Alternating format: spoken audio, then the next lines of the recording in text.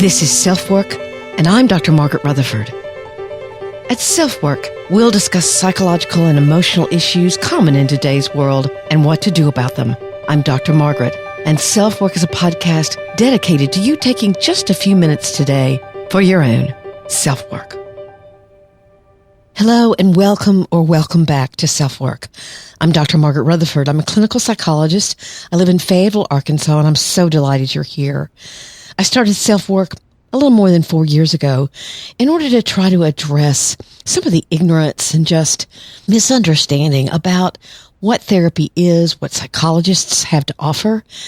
So I wanted to reach those of you who might already be very comfortable with psychological or emotional issues. Maybe you're in therapy, but also to those of you who've just been diagnosed with depression or anxiety, or certainly in this pandemic, you're beginning to experience those very things. And there are a lot of people who are, but also to a third group, those of you who might laugh and say, oh, I'd never darken the door of a therapist, but you're just curious enough to listen in. I'm glad all of you are here. Today's podcast was actually born from the feeling I had to confront myself to produce this week's podcast. It's not that I didn't want to do it, but I was completely blocked on what to write. And as I tried a couple of different topics, none of them seemed right. Nothing bad had happened the week before to spark this ennui, which is a French word for somewhere between listlessness and lack of motivation. I've always liked that word, ennui. Sure, I'd had my share of disappointments or irritations for the week, but generally I'm a blessings counter, so I survived that. I had a good cry about what seemed to be holiday plans that are falling through due to our concern about COVID as a family. While that is very hard, it's not the end of the world. So what was stopping me? I just didn't get it. Why was I beginning to pummel myself with negative questions and thoughts were going down a very negative rabbit hole? Is it really worth it? Should I stop the podcast? Aren't 207 episodes enough? People are probably going to get tired of listening anyway, and it's better to leave with an audience wanting more than to get yanked off the stage because your run or your time is over. Frankly, I figured out I was ruminating, and I don't do that very often.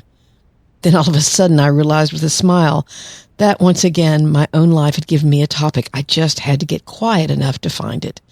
I'd stumbled on the very thing that would be easy to talk about because so many of us are spending hours ruminating about COVID, about politics, about the future, about finances, about jobs. The list is endless. So today, in this episode, sponsored once again by BetterHelp, we're going to talk about rumination. Is it ever helpful? Or is it something where your brain is just on a treadmill going nowhere fast? The listener email is different this week in format. I was very touched by a woman named Kat Cardy, C-A-R-D-Y, who's an artist in the UK. She sent me both a poem she'd written and the artwork to go along with it, all based on her identification with perfectly hidden depression. I asked her permission to use it, and she said yes.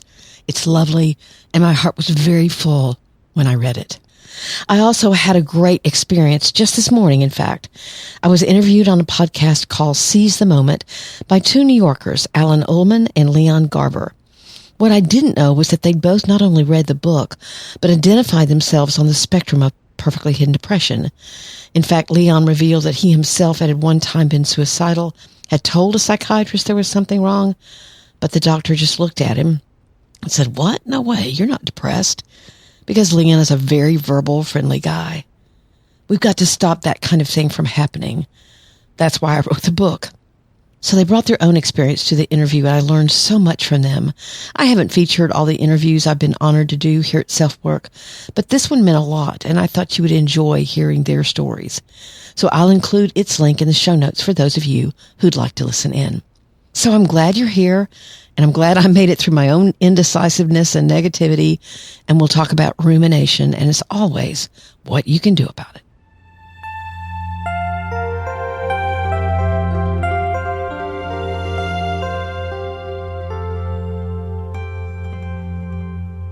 In the intro, I talked about how I was very stuck in trying to produce today's podcast. I sat in my chair for hours, writing, rewriting, deleting, thinking. My mind was trying to figure out what the problem was. Why couldn't I just sit down and write more like normal? It's because my thoughts had turned ruminative. They'd taken on a life of their own. What exactly is rumination and how is it different from just obsessional thinking? The Webster definition of an obsession is the domination of one's thoughts or feelings by a persistent idea, image, desire, etc. So obsessions are thinking the same thoughts over and over. I'm obsessing about whether or not my date is going to text me back, for example, or I can't stop thinking about what I made on the test. Your mind goes over and over and over the same question or idea. That can lead to what's called a compulsion, or an action that you take to relieve the anxiety of the obsessive thought. You check your phone. You look up constantly whether or not the professor has listed the grades. Now, in actual OCD, or obsessive compulsive disorder, which is when obsessive thoughts begin to control your life, you can have obsessions that lead to time-sucking compulsions. For example, you obsess whether or not you lock the doors at night. That leads to a compulsion to go check the locks. But then you have to do it over and over. And they can be much more severe than that and completely govern someone's life. It's a terrible disorder to have. Rumination is different. Of course, I looked it up like I always do. And there's an expert named Dr. Michael Greenberg, who's a psychologist who specializes in OCD. And he states this: when I talk about rumination, I'm talking about any type of mental engagement with a problem. Put another way, I'm talking about shifting into problem-solving mode. This includes analyzing, mental reviewing, mental checking, visualizing, monitoring, and even directing attention toward the problem. Crucially, all of these mental processes are controllable. They don't happen to us. We do them on purpose. I got a little confused with this because he also says that in his thinking, rumination isn't obsession, it's a compulsion, something you feel you have to do. Or as he says, a mental engagement with a problem. But I think his main message is that you can choose not to ruminate, and his treatment strategy is to learn to prevent yourself from following through with compulsive behavior. But basically, my rumination during this week was triggered by my confusion about a topic for the week and beginning to feel a little panicked. That led me to, as Dr. Greenberg would say, becoming mentally engaged with a problem as I decided to travel down all kinds of paths about stopping or the podcast's value, whether or not I was on a good track. You can call it getting lost in thought, but it's not exactly the same as active problem solving because you can hear the downward spiral in my own thinking. If I'd not been able to get it stopped, I might have led myself to believe that I was going to lose every listener I had and I might as well sell my podcasting equipment because, as they say, the gig is up. Rumination isn't pleasant. It's mostly negative. And if you do it too much, it can itself lead to depression. Now, I did find one study that said rumination could be helpful if you were focused on action, not mental activity. So you were coming up with ideas about what to do, but not focusing only on the ins and outs of the problem. So what kinds of situations might lead someone to ruminate? In an article by Medical News Today, they list potential triggers as a specific stressor, such as a failed relationship. So your rumination would sound like, is it my fault? What happened? I see a lot of this with people trying to remove themselves from narcissistic relationships. They think and think and think, all the while using so much energy that they exhaust themselves. You might want to check out a recent podcast that I did on trauma bonding. So the second potential trigger is a recent traumatic event. You again can get stuck ruminating about the why, and you'll never find an answer that explains it all. Perfectionism itself can be a source of rumination.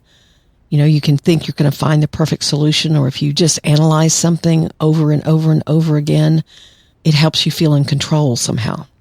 Low self-esteem can also trigger rumination because you say things to yourself like, I can't trust my own judgment, so I better really think this through and try to come up with everything that might happen. Or you also can just ruminate about your own lack of worth. Another potential trigger is an upcoming stressful event, such as final exams or a major performance. You can ruminate over how you're going to ensure success or the potential for failure. Then they give two more: facing a fear or phobia, which means like maybe a person's very afraid of needles and they have to have a blood test. Or maybe you're awaiting information about a potentially life-changing event, such as medical test results or a loan approval. Those were the triggers that they mentioned. Although I've seen in other places and other articles the idea that rumination always has something to do with the past, this list of triggers includes the past, but also includes the present and even the future. Because you can definitely ruminate about what's to come. Rumination can be tied in with several different mental illnesses: depression, anxiety, OCD, phobias, PTSD, psychotic disorders. But really, what's the danger of it? I looked to Dr. Guy Winch, who I have quoted before on SelfWork, and he says, ruminating is considered a maladaptive form of self-reflection. So it's just not good for you, because it offers few new insights and it only intensifies the emotional and psychological distress we already feel. And then he starts talking about that there's significant risks to our mental and physical health. It can lead to becoming depressed. You can almost become addicted to ruminating. It can lead to greater alcohol abuse or smoking weed or just trying to escape in some way or another. Rumination is also associated with a greater risk of eating disorders because you ruminate and then you begin using food to either manage those distressing feelings or you don't eat in order to control those feelings. It obviously builds in negative thinking. He also points out, this was interesting, that rumination fosters impaired problem solving. He quotes a study that women who have ruminative tendencies who found a lump in their breast waited 2 months longer than non-ruminators to schedule a breast exam. That's interesting because you can get caught in the feelings and the fear and the ruminating about the fear, and then you don't do anything about it. And then, of course, it also just raises your stress level. And that has all kinds of ramifications for immunological disease or cardiovascular disease. But we always talk about what you can do about it here on SelfWork. So before we do that, let's hear from BetterHelp about a special offer they have for you today.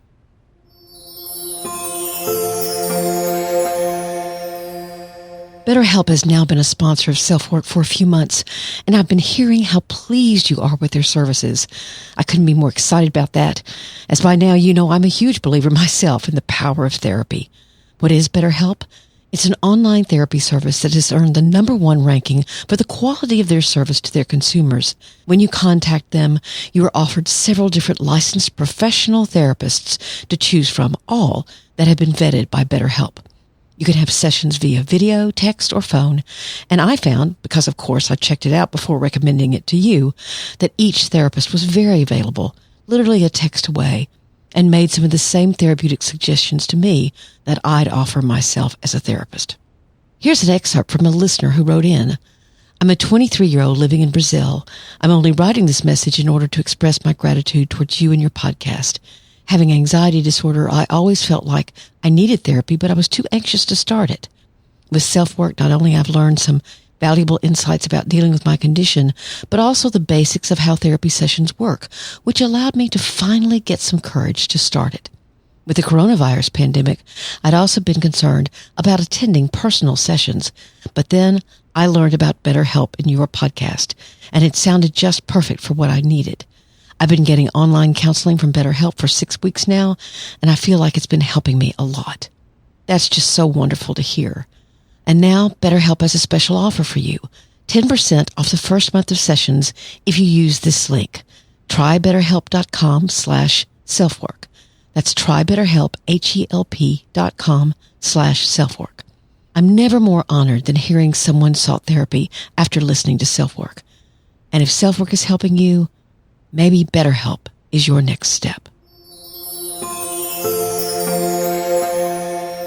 As always, on SelfWork, we talk about what you can do about it. So let's dig into this. What can you do to stop your own mind from spending way too much time on a problem? I'll add my 2 bits onto another article I found today in Psych Today by Catherine Gordon. She says you have to recognize first that rumination is different than problem solving or planning. Those are active coping strategies. But you really don't form an action with rumination. And many of you have heard me say before that insight is helpful because it helps you connect the dots and maybe you understand something, but where you get your hope is from action. I've had people who are trying to catch themselves from ruminating. They'll put a rubber band around their wrist. And when they think, wait a minute, I've been thinking about this for 5 minutes, they'll just snap it just to kind of remind them, don't do that. One of the things I do when I find myself just going over and over something that either I'm ashamed of or embarrassed about, I'll ask myself, I even say it out loud, is this helpful? Is this helpful to me today? The answer is always no. It's not thinking at all. And so then I turn on the radio or listen to a podcast. And this brings up another point. Distraction can help. Distraction gets a really bad rap, I think, as if it's not a pure way to heal or somehow a second-class citizen to more mature or healthy techniques. That's not true in my book. Sometimes when my mind wants to ruminate about something or I'm stuck on something, I'll do a little Netflix searching or get engrossed in another world.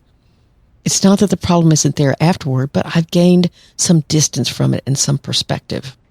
Ms. Gordon also says, stop fighting with your thoughts. And again, we have talked about this a lot here on SelfWork. Actually, when you try to stop your thinking, you're increasing your thinking. You are feeding it or fueling it somehow. Just like if someone says, don't think about a white bear, and all you can think about are white bears. So I like to actually name my anxiety or my rumination in this instance. And I learned this technique from Reed Wilson out of North Carolina. And then you can kind of notice when, let's say it's Oscar or Felicia, anything other than your own name. And then you got to go up. Oscar's talking to me. I see you're back. And then gently distract yourself. But that gives you a little distance from that sense of rumination. Again, it's a technique I use all the time with anxiety. And rumination can certainly cause anxiety. If perfectionism is one of your issues and the reason why you ruminate, you want to really gauge the irrationality of your thoughts. Are you following rules that may have kept you safe in the past, but are now preventing you from living a freer life? So instead of ruminating about it, you can begin to actually write things down in black and white. Journaling can really help. And that actually leads us directly to the next one. Plan daily rumination time. I've called this in the past a worry journal, because what you're doing, you're saying like, okay, at 6:30 this morning, every morning, Monday, Wednesday, Friday, whatever you decide, I'm going to get out a journal and I'm going to write everything that I'm worried about or that I'm tending to ruminate about. And then I'm going to close the journal after 15 minutes and I'm going to try not to ruminate again that day. Or if you do, you just jot it down and say, I'll write about this tomorrow morning, because you're honoring what you're thinking about. You know, you're honoring that there's some issue in your life that is troubling to you, but at the same time, you're corralling it. You're not letting it just seep all over everything. And it really helps to say, you know, I don't have to think about this right now. I will save it for tomorrow morning. You can use mindfulness. Or if you are a person of faith, you can use prayer. AA really pushes the serenity prayer, and that may be an organization you don't care for, or it may have saved someone's life that you know and love. But the serenity prayer goes like this. You want to accept the things you cannot change, the courage to change the things you can, and wisdom to know the difference. I'll say that again. I want to accept the things I cannot change. I need courage to change the things I can, and wisdom to know the difference. Obviously, what you can do about ruminating is you can talk to somebody else about a problem and gain their perspective. But you have to be careful, and I'd never heard of this, but it makes all the sense in the world.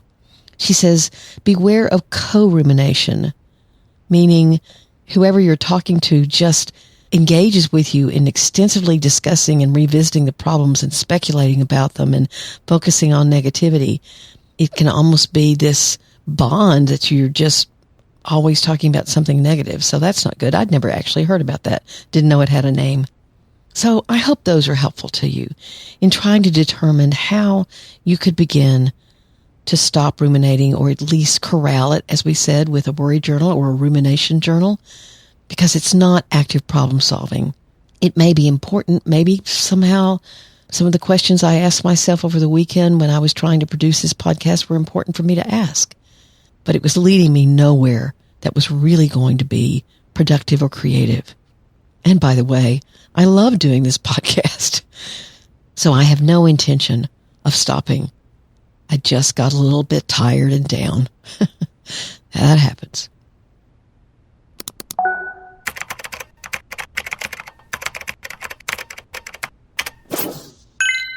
As I said in the intro, the listener email today was really different. I heard from a woman named Kat Carty out of the UK, and she sent me a poem that she had written, basically identifying with perfectly hidden depression and self-work. As she said that self-work is like an unlocking. So this is her email, and then I'll read you her poem, and the poem can be found in its entirety in the show notes. I've been listening back through your podcast, currently at episode 39, so I still have a way to go, but your show has already had an effect on me. I was listening earlier when the symbolism of self-work as unlocking came to mind, prompting the following sketches and poem. I hope you don't think it's too weird if I share them with you. Something tells me you may be able to appreciate where they're coming from. Thanks for all your amazing work, patience, kindness, and strength. And this is the poem. Unlocking. Unlocking doesn't happen all at once. First, there's just emptiness, a lack, a missing, a guarding, a hardening. The reason unknown, but its presence noted. Pain caused, joy blocked, love evaded, disconnect. Hurt encapsulated in silt, till a heavy rock replaces the alive and vibrant. Continuing unexamined, or else denied outright, and the lock stays shut. But should attention settle here, intention stop to lend some care. Either lock or key or both is found, a mystery perhaps, but with meaning profound. Then one day it clicks. You may not even realize it, but inch by inch that great key turns, that, frozen for years, begins to stir. A fraction here. I see you, dear. A sliver there. I know you're near. That solid rock which spirit hid, oh, so slowly, turns clear instead. Inching forth, I feel your hurt. And turning more, I know your worth. Glowing embers rekindle again, the breath of attention nursing flame, till one day the lock falls away. That light of a soul kept hidden so long shines forth like a beacon. I'm here. I belong. That great treasure guarded all these years, finally displayed for all to see. A fragile thing, alive and singing. A bird, uncaged, released, and free. Unlocking doesn't happen all at once, but it can happen if you are patient, kind, and strong. Isn't that lovely? I just love the rhythm of it. I love the words that she so carefully uses, and I love the whole concept of self-work as an unlocking. And certainly the work you have to do in perfectly hidden depression is definitely that. Thank you, Kat, so much. I appreciate it more than you know. And I know all of you listeners do as well.